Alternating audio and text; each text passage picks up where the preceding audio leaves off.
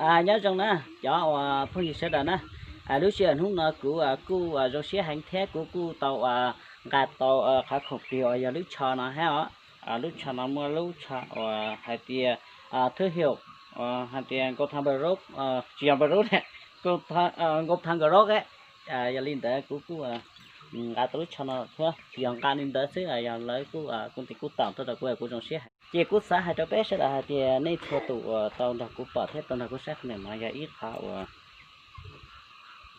bé thua tụ chia xe thì bé ô công ty bây giờ tới giờ đã chỉ lúc nào cú tàu là thế kia chỉ giờ lên đó cú trong xe hay cú cho bé sẽ là một sai thảo cũng cả tàu lu cho là siêu giờ công ty là sao là chỉ cú vô thua sai này giờ đi trả chỉ cú cho bé một sai hàng đó chỉ cú cho rồi ít chẳng sao nữa nên là cú sẽ mình xíu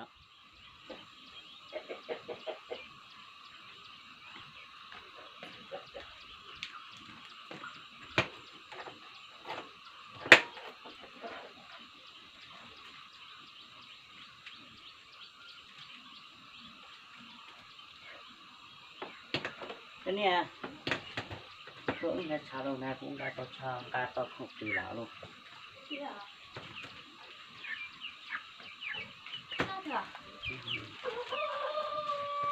số lắm đã cái chết không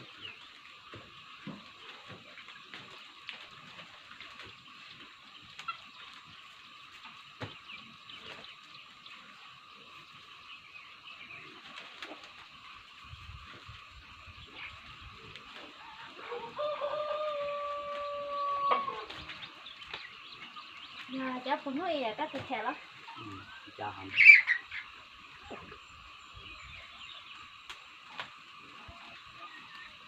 bây giờ chụp buổi chiều hết rồi chả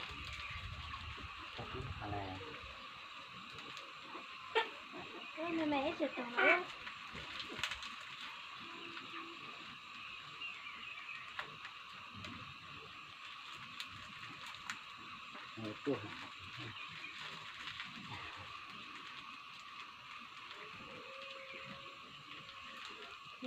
nó cứ trong cả tiếng sẽ tách ra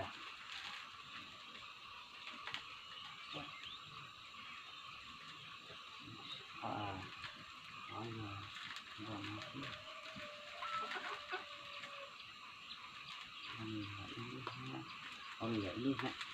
Cái bao nhiêu là xích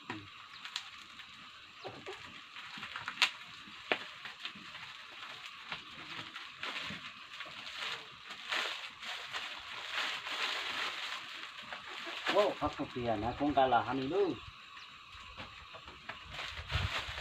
Wow, ăn luôn nè. ăn lúc này Đi cả, nước gì?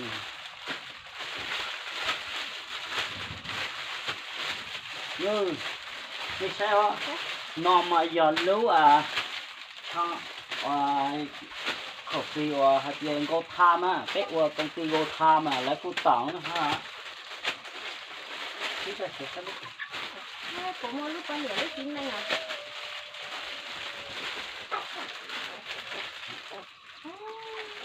nó thiếu mỗi lúc đó rồi nhá không lúc mày nhá hành thiếu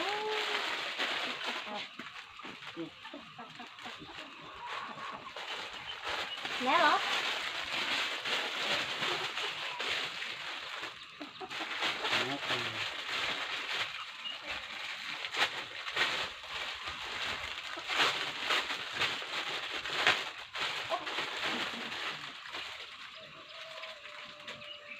lúc ta la rồi hả?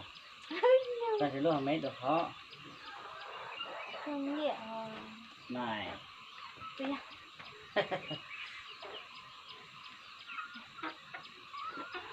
Nó bót.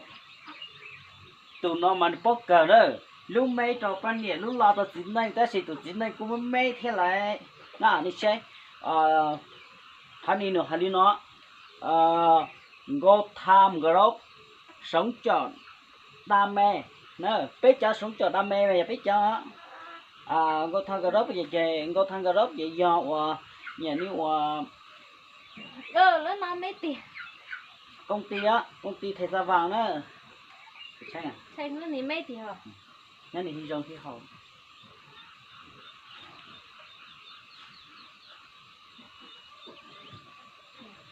Rồng cả. Nó lên đấy cả.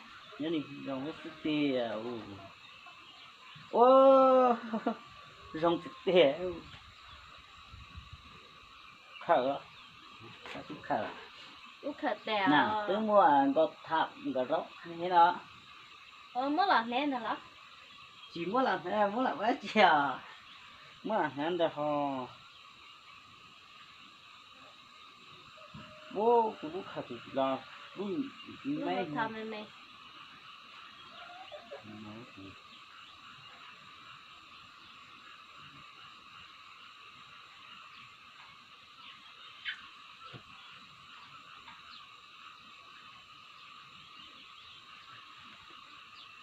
ô Rồng hạnh ngọc đi thì nó cả thì cả. ó Tin đó.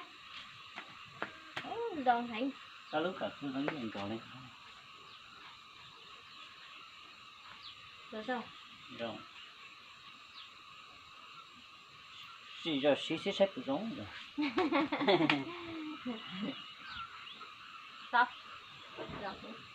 Đợi. Chứ sẽ cố nó lại. cứ họ chừng cái là nét này chừng nữa đó mà nhìn như là hai đứa bé sẽ được thu tụ báo thì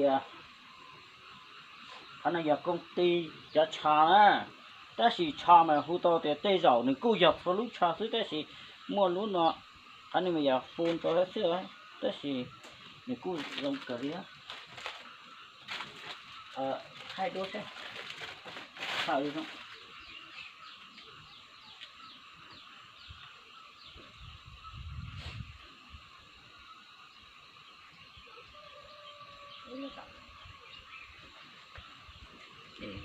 Đi kể rồi.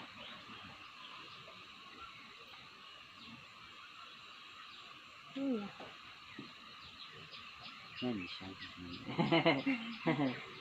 Con chị ta, con chị ta cũng chị cả, thế này phải rồng à? giống